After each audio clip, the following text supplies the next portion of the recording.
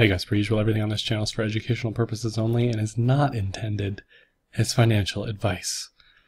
So I'll be mainly looking at BLX, Bitcoin Liquid Index, for this video, which you can access through Brave New Coin, or you can access the daily, monthly, weekly on TradingView. So I haven't put out a video because there really isn't much to say.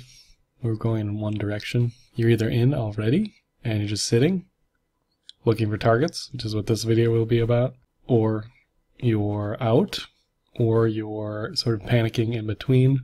So let's look at some targets here. Weekly is just absolutely bonkers. When I see this structure, this green solid momentum, it harkens me back to things like this and things like this, where we're gonna be, I want to say it, we're gonna approach some insane levels here, some insane blow off wick. Just volatility, range expansion.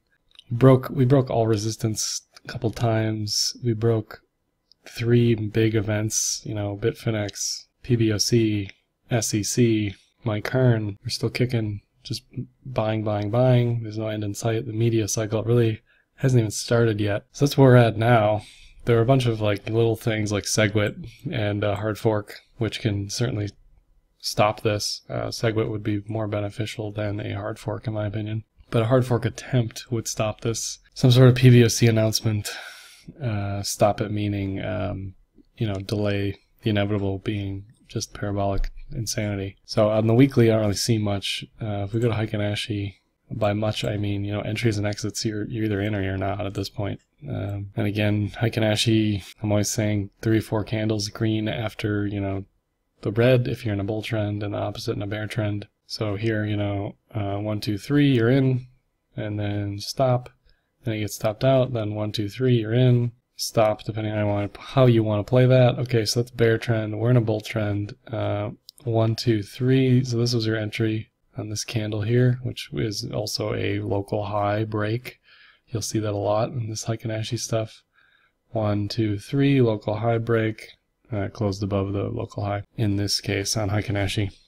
So those are what entries look like, at least on the weekly. So again, you should be already in. Whether or not you're on leverage is whatever. We can talk about that on lower time frames, but on spot you should be in. You should have been in for a while. If we go to B-bands, which are a measure of volatility, but they have some hidden meanings of things that really aren't paid attention to. Usually, Bollinger Bands are always my go-to for sideways non-price action, but they're also nice to look at in insane volatility and price action. So if we look at B-band width, which is just a measure of how volatile things get, you can see since really 2014, the width has been essentially really quiet. So that more than anything tells me we're due for some insanity here. And cloud doesn't really tell me anything as far as entries or exits are concerned, so that's really whatever at this point. It gives you some support levels, which are kind of obvious based on the long wicks on the weekly here. So nothing too important really on the weekly cloud. RSI doesn't really tell me much either, other than it can go higher. It's definitely just, in overbought range, but again, that's whatever. We're in parabolia land. When you get RSI like this, the shark fin, there's this reference to TV where they call it jumping the shark, where a long-running sitcom is doing well and then they do something super crazy and then it dies off because they went too far.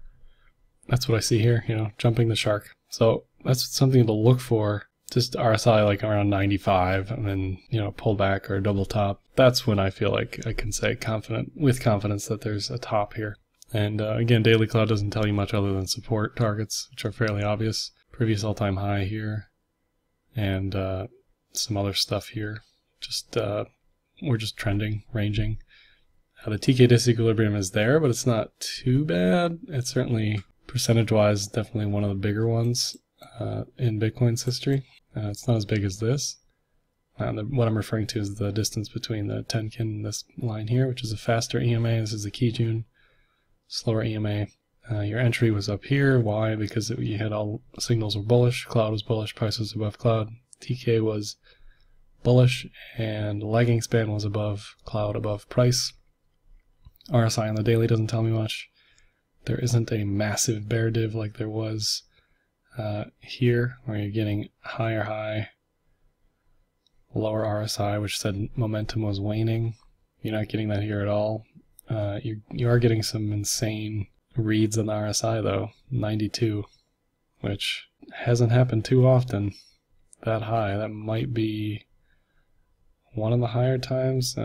This was the all-time high back 2013, hit 95. This has got some room, but not much.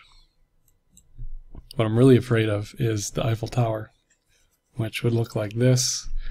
Just insane, parabolic, and then a drop. That's what, will likely happen eventually.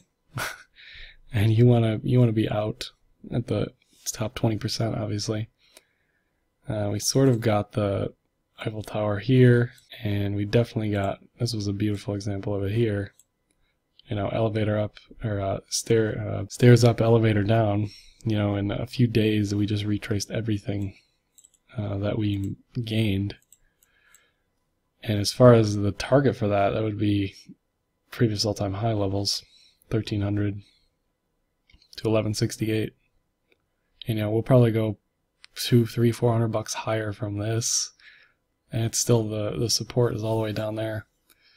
And the reason that is because we didn't really spend much time in this zone drawing support, drawing resistance. Just boom, boom, boom, boom. Now on lower time frames it's there, but not on higher time frames. If we go to Fibonacci again, you get 3, 4 candles of green. 1, 2, 3. It broke local high. 4th broke local high as well, and it's been nothing but green since then. That was your entry. And again, 1, 2, 3, entry here. And depending on how you play your stops, you could have put your stop here, you'd still be in.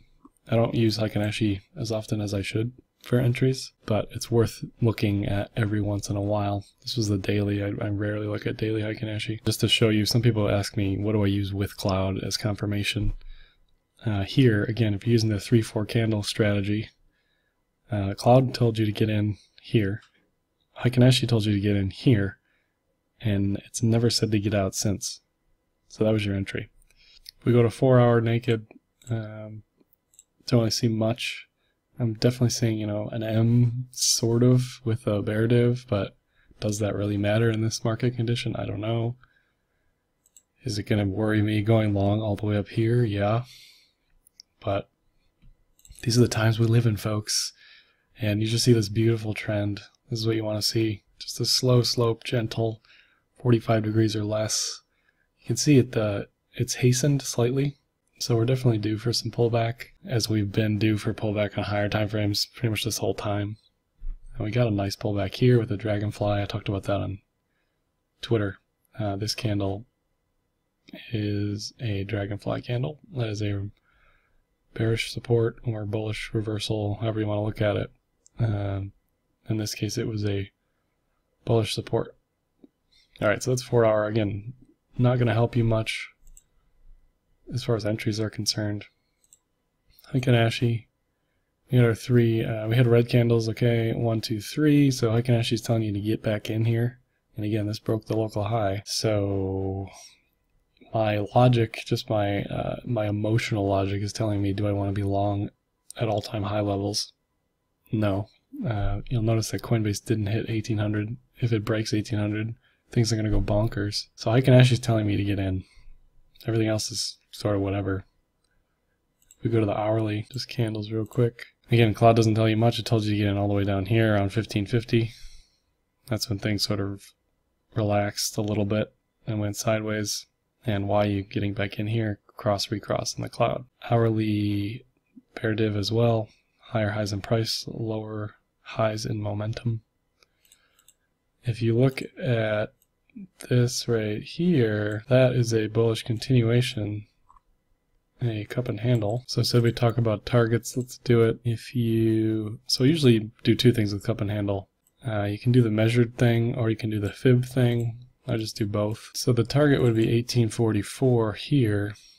Let me just change this so you can see it. 1844 based on the 1.618. That's loosely drawn. If we do the measured target stuff, Okay, so if we do the measured target again, this is kind of conservative and kind of loose, but here's the cup, here's the handle. It didn't break the 50, just move this over. Okay, it didn't break 50% of the cup. That's the handle didn't break 50% of the cup. That's a stipulation. Volume's going to be sort of descending. That's fine. This isn't ideal, but it's an index, so it's going to be a little wonky just because the way exchanges are. So this looks good. The entry for this would be the break of the local high, in this case all-time high. Target being 1844 to 1860 on index, so probably 1850. Just round even number. If we go to Fibonacci hourly, you can see it's getting noisy, but it's definitely telling you not to be in a long right now. Again, you're waiting for 3-4 candles, and those will likely break local top and be your entry based on the chart pattern anyway. So this stuff all kind of is confluence with itself.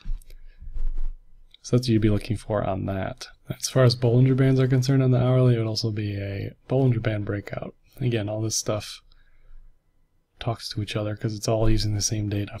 So if you look at Pitchforks for a second, again, this is another way to look at targets. You can see it's out of this Pitchfork on the index. So this Pitchfork at this point, for me, in my opinion, not too valid. If we move it over to here, we get a different support resistance levels, bringing us again somewhere up here, definitely above 1850, which would be the cup and handle target. But the ultimate resistance on this Pitchfork would be 2K range in this time frame. If I look at another type of Pitchfork, so this is Coinbase plus Bitstamp divided by 2. This is basically one broker, their index, okay? And you can do this by typing in, I'll tell you what to type in just in the description, but it's Coinbase BTC USD plus GDEX or Bitstamp BTC USD divided by 2. That's how you get this, and you kind of get this weird Pitchfork that fits here really well. You know, if you pick the anchor point somewhere down here, it doesn't really make sense. If you change this to here, it doesn't make too much sense because you're missing all this here. So again, with Pitchforks, you don't want to just put the channels wherever you want. You need the anchor points. The channels need to make sense, but you know, I see a lot of people that just sort of like do this and say that's the Pitchfork. Okay, no, you need anchor points on price somewhere. Where you choose to put is up to you, but that's the limitation. And if we're looking at Wyckoff, you know, this is the bottom of the range, and then we broke out ascending triangle. Just more markup, whatever. So for this, we're seeing a target of, you know, 2300. Okay, so it's getting juicier. And if we look at fibs on the weekly on index, let's just go to this real quick. So first fib would be all-time high to previous low, and we essentially hit that target. That's the 1618. Not too much information more can be gleaned from that as far as I'm concerned. You can use the previous as well, local high. That's sort of lines up with the Pitchfork. Doesn't line up with the cup and handle. But really those are small potatoes because ultimately this thing is likely going to end up somewhere up here. Just insanity. We think we've saw it. We haven't seen it all. We haven't seen volume. There's been on-ramping, yeah, but I don't know. It's just going to get insane. There's just going to be nobody selling and stuff's going to go ridiculous. Something else that could turn this around is the Mt. Gox thing. There might be an auction in Japan once Bitcoin hits a certain price, and they'll get their bankruptcy costs back, but their remainder Bitcoin, I think it's like 200,000. Let me just look real quick. All right, so this is on the Mt. Gox subreddit. And it looks like they have 202,000 BTC, so that'd be auctioned off probably in blocks or something like the U.S. Marshals auction was to recover those funds. Alright, so that's all I really have for today. TA is becoming not very useful because we're in price discovery mode. It's a good problem. You should be just sitting on your hands if you're in spot, just waiting, watching the chart, being in amazement like me. So, per usual, like, dislike, comment, share, subscribe, hit me on it up on Twitter, Telegram, spam that donation button, and happy trading.